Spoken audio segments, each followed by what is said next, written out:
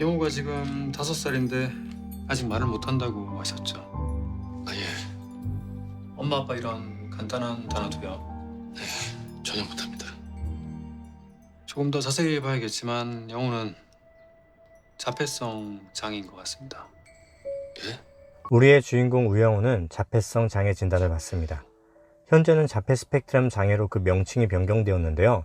그 시점이 불과 2013년이라는 것을 보면 자폐에 대한 사회적 인식은 이제 걸음마 수준이라고 해도 과언은 아니겠네요.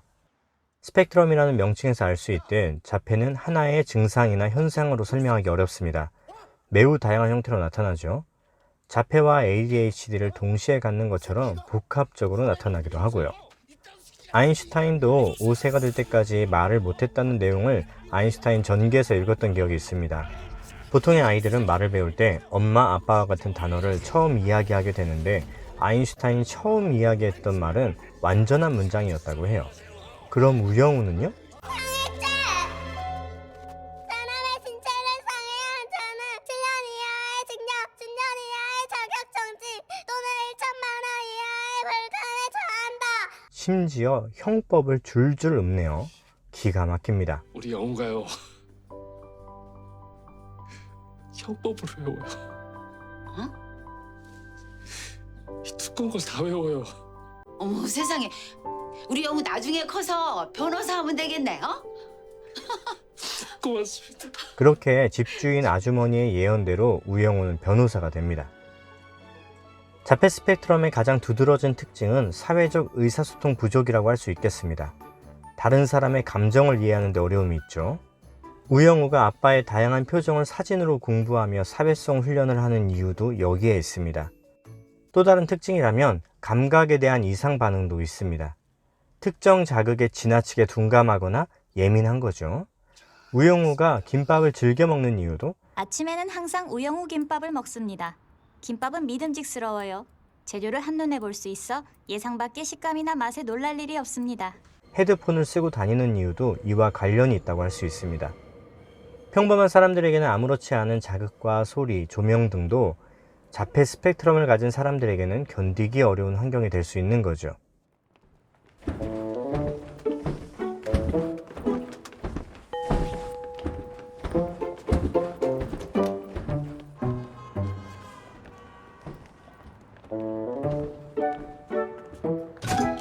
지금 들어오세요. 지금.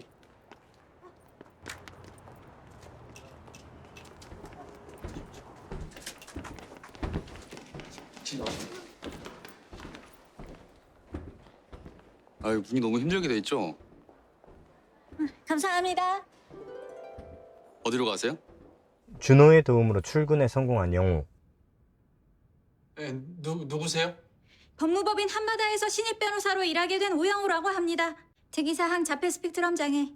본인을 자폐 스펙트럼 장애로 소개하지만 현재의 기준으로 보면 영우는 장애 등급을 받을 수 없습니다. 장애 등급을 받기 위해서는 카스와 같은 검사를 받게 되는데요. 이게 인지적인 영역도 평가를 하거든요. 영우는 점수가 매우 높게 나올 테니 장애가 나오지 않을 겁니다.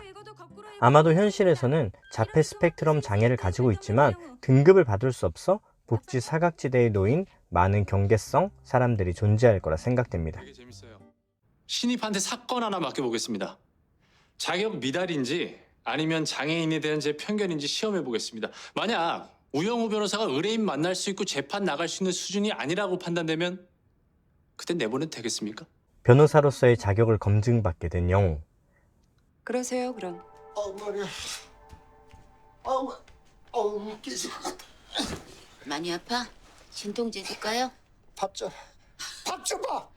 아까 밥 드셨잖아. 아유 기억 안 나? 어? 머리야. 택배요. 아이고 뭐야. 아이고. 안녕하세요. 저때 그 총각이네. 부지런하고 얼굴도 잘생기고 1등 신랑감. 여자친구 있어요? 아예 없어요. 아이고 나도 아쉽네. 어? 손녀가 있었는데 손녀 사이로 딱인데. 안타깝다. 동생. 에이, 집안에 남편이 버짓이 있는데도 남자한테 꼬리쳐. 나 없으면 아주 안방이다 드리겠네. 아이고 그만해요 그만해. 자 이거나 좀 드셔봐. 에이. 난 여자만 보면은 그냥 슬쩍슬쩍. 뭐 사람이 수집 나가야만 수집 여자야? 그게 지금 마누라한테 할 소리요? 다시 한번 그딴 소리 했다간 다 같이 죽는다 했어 안 했어? 어? 왜 남자한테 꼬리쳐? 어? 왜 그 몸 파는 년처럼 왜? 뭐? 몸 파는 년? 몸 파는 년? 이 미쳤나 지금? 왜? 오늘 그냥 죽자. 너 죽고 나 죽고 다 그냥 끝내자. 너 죽고 나 죽고 다 끝내자. 이 영감증이 50년 동안 단 한 번도. 여보, 여보, 여보, 여보. 결국 남편은 뇌출혈로 전치 12주, 피고인은 살인미수 혐의로 기소. 살인미수로 기소된 70대 할머니의 변호를 맡게 됩니다. 아플 텐데 80 먹은 치매 남편 병수발까지 들고. 그래도 다행인 건 검찰도 그렇게 생각하는 것 같아. 구속영장 신청을 안 했어. 살인미수 혐의인데도요. 잘 됐지.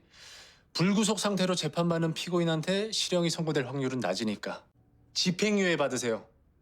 아무리 죄명이 살인미수라도 이 경우라면 충분히 가능해. 네, 알겠습니다. 남편분이 구청 공무원이셨나요? 계장까지 하고 정년 퇴직했어. 그럼 지금 두 분의 수입원은? 남편 연금 받는 거랑 또 빌라 월세 받는 거 그거 2개로 살아. 빌라는 누구 명의로 되어 있습니까? 남편이지. 건물 이름만 내 이름 따서 영남빌라고. 변호인 의견서를 작성했습니다.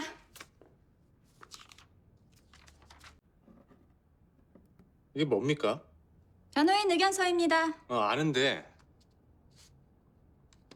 무죄라니. 정명석 변호사는 살인미수에 대해 집행유예를 받자고 했는데 영우는 무죄를 주장합니다. 유무죄를 다퉈야 될 사건이면 내가 이걸 우변한테 맡겼을까? 오늘 첫 출근하는 신입한테? 제 생각에 이 사건은 유무죄를 다퉈야 하는 사건입니다. 그러니까 왜요? 왜 그렇게 생각하는데? 이 사건은 재미있습니다. 제가 좋아하는 고래 퀴즈 같아요. 몸무게가 22톤인 암컷 향고래가 500kg에 달하는 대왕 오징어를 먹고 6시간 뒤 1.3톤짜리 알을 낳았다면 이 암컷 향고래의 몸무게는 얼마일까요? 모르겠어요. 정답은 고래는 알을 낳을 수 없다입니다. 고래는 포유류라 알이 아닌 새끼를 낳으니까요. 무게에만 초점을 맞추면 문제를 풀 수 없습니다. 핵심을 봐야 돼요. 예, 그래서요. 이 사건은 형사 사건이니까 사람들은 보통 형법에만 초점을 맞출 겁니다. 하지만 그러면 답이 안 보여요. 핵심은 민법에 있습니다. 민법? 민법 1004조.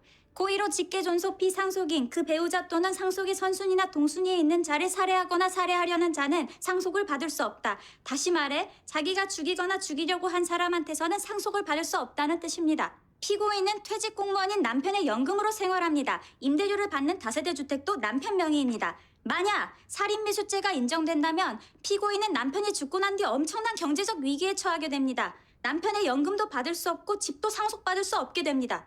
피고인이 남편을 다치게 한 것은 사실이니까 모든 혐의에 대해서 무죄를 받을 수는 없습니다. 그렇다면 살인미수죄가 아닌 상해죄로 집행유예를 받아보겠습니다. 우영우의 매력이 폭발하네요. 우리 법에는 사법과 공법이 있죠.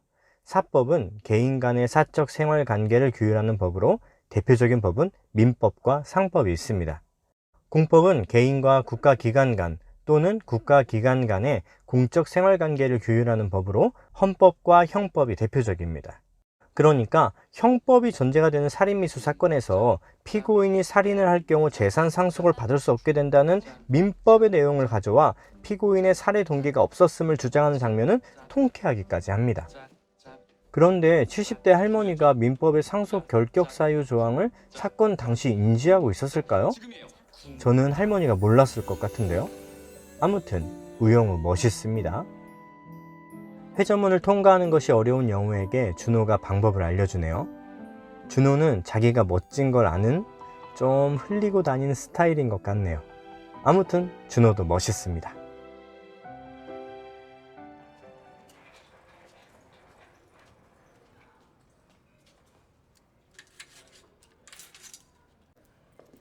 최영란 선생님.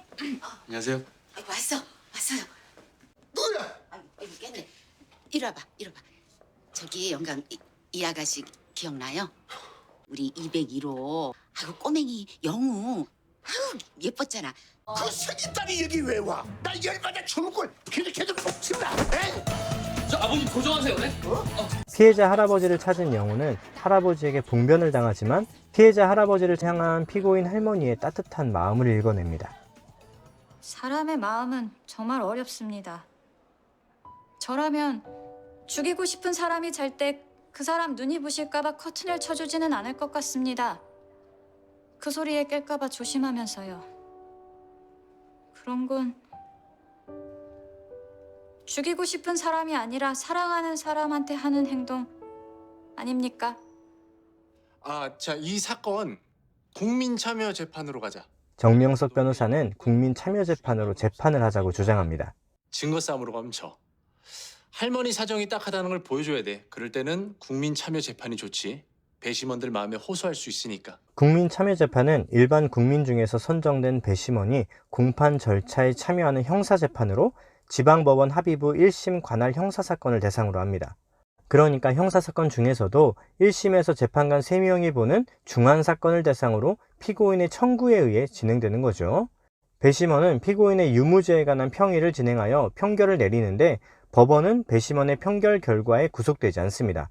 그러니까 재판장은 배심원의 평결 결과와 다른 판결을 선고할 수 있는 거죠. 이 경우 재판장은 피고인에게 그 이유를 설명해야 하고 판결서에 그 이유를 기재해야 합니다. 착석해 주십시오. 드디어 재판이 시작되네요. 형사재판 절차에 대해 잠시 이야기를 할게요. 우리는 드라마나 영화에서 검사와 변호사가 싸우니까 재판의 당사자를 검사와 변호사라 생각하기 쉬운데 재판의 당사자는 검사와 피고인입니다. 피고인은 검사를 상대로 자기를 변호하기 어렵기 때문에 전문가인 변호인의 조력을 받을 권리를 갖는 거고요. 형사재판은 우선 모두 절차, 사실 심리 절차, 판결 선고의 순으로 진행됩니다. 모두 절차에서 재판관이 인정신문 전 피고인에게 진술 거부권을 고지하고 피고인 본인 확인, 검사의 모두 진술, 피고인과 변호인의 모두 진술이 있고요. 사실 심리 절차에서는 증거조사, 피고인 신문, 검사가 구형을 하게 됩니다. 이후 재판부에서 판결을 선고하게 되는 거고요. 피고인이 피해자를 공격할 때 쓴 다리미입니다. 피고인, 이 다리미로 남편의 어디를 때렸습니까? 머리요. 머리요?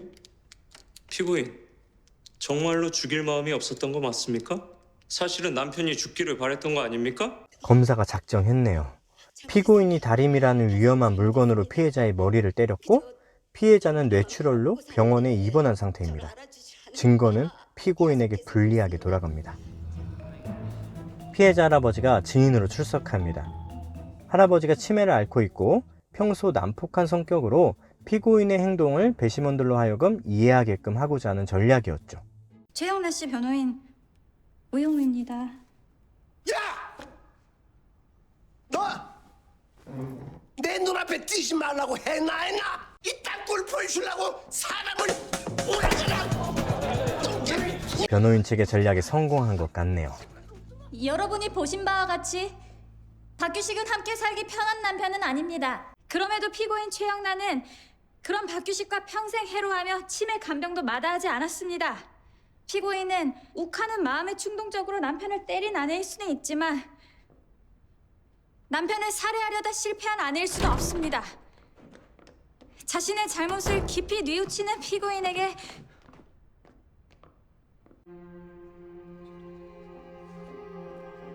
재판장님, 피해자 박규식 씨가 병원으로 이송 중 사망함에 따라 피고인의 혐의를 살인 미수죄가 아닌 살인죄로 변경하고자 합니다. 공소장 변경을 허락해 주십시오. 에? 할아버지가 사망했다고요? 이거 복잡해지네요. 이상한 변호사 우영우는 통쾌한 드라마입니다. 고래가 나오면 우영우는 각성하죠. 우영우는 할머니가 할아버지의 머리를 다리미로 내리친 것과 할아버지의 사망과의 인과관계가 성립하지 않는다고 주장합니다. 다시 말해 할머니의 행동이 할아버지의 사망과 관련이 없다는 거죠. 박규식 씨 담당 의사 눈에도 그렇게 보였을까요? 이 사건의 형법만 보면 안 돼요. 민법을 봐야 풀려요. 마찬가지로 다리미만 보면 안 돼요. 누상 머리 아프다고 찡찡대던 영감탱이였는데 어쩌면 다리미에 맞아서 생긴 뇌출혈이 아닐지도 몰라요.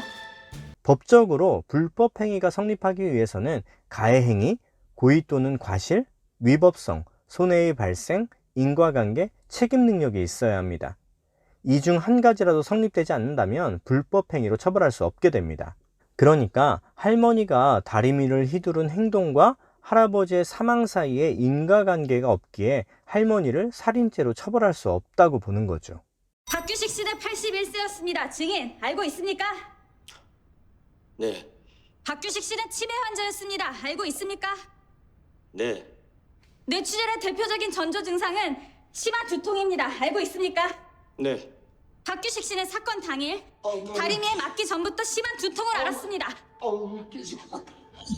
알고 있습니까? 네? 머리가 깨질 것 마냥 아파 소파에 누워있는데 택배가 왔습니다. 박규식 씨가 경찰 조사에서 했던 진술입니다. 자발성 경막과 출혈은 주로 노년층에서 관찰되며 치매 환자에게 자주 발생합니다. 맞습니까? 네. 81세라는 고령의 나이와 치매 병력, 사건 직전 호소했던 심한 두통에도 불구하고 증인은 아직도 박규식 씨가 외상성 경막과 출혈이라 확신하십니까? 자발성 경막과 출혈했을 가능성은 전혀 없습니까?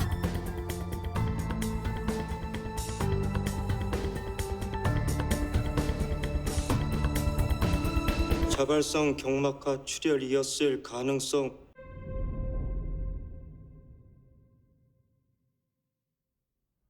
있는 것 같습니다.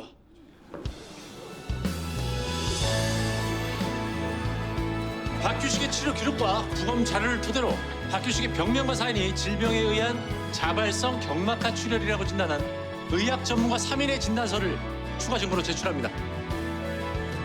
재판장님, 증인의 말대로 박규식 씨의 뇌출혈은 피고인에게 맞아서 생긴 게 아니라 원래 가진 질병에 의한 것일 가능성이 있습니다. 그렇다면 피고인의 상해와 피해자의 사망 사이에는 인과관계가 없습니다. 피고인이 살인죄가 아닌 상해죄로 재판받게 해주십시오. 카리스마 넘치는 우영우는 피고인이 살인죄가 아닌 상해죄로 재판받을 수 있도록 주장합니다. 이게 너무나 중요한 부분인데요. 살인죄로 처벌받게 되면 할머니는 재산을 상속받을 수 없지만 상해죄로 처벌받게 되면 재산을 상속받을 수 있게 되기 때문입니다. 민법에서는 상속의 순위를 1순위 직계비속, 2순위 직계존속, 3순위 형제자매, 4순위 사촌 이내의 반계혈족으로 규정하고 있습니다. 배우자는 직계비속과 공동상속인이 되고 직계비속이 없는 경우에는 직계존속과 공동상속인이 됩니다. 공동상속을 받는 경우 50%를 가산하여 상속받게 되고요. 직계비속과 직계존속 모두 없는 경우에는 단독으로 모든 재산을 상속받게 됩니다. 그런데 민법 제1004조 제1호에서는 고의로 직계존속, 피상속인, 그 배우자 또는 상속의 선순위자나 동순위자를 살해하거나 살해하려 한 경우에는 상속 자격이 없다고 명시하고 있습니다. 여기서 살해는 고의에 의한 경우를 말하고 과실로 인한 경우는 제외되지만 고의에 의한 경우이면 살인의 결과가 발생하지 않아도, 즉 살인 미수도 상속 자격은 상실됩니다. 따라서 검사가 기소한 살인죄 혹은 정명석 변호사가 주장한 살인 미수로 집행유예를 받는다 하더라도 할머니는 재산을 상속받을 수 없게 되는 거죠. 드라마 전체를 보신 분이라면 할머니가 할아버지를 살해할 생각이 없었음을 아실 겁니다. 하지만 상황은 불리했죠. 그럼에도 할머니의 마음을 읽어내고 정의를 구현해준 따뜻한 우영우 변호사에게 감사를 표합니다. 경계 없는 학교는 우영우 2편으로 다시 찾아뵙겠습니다. 경계 없는 학교였습니다.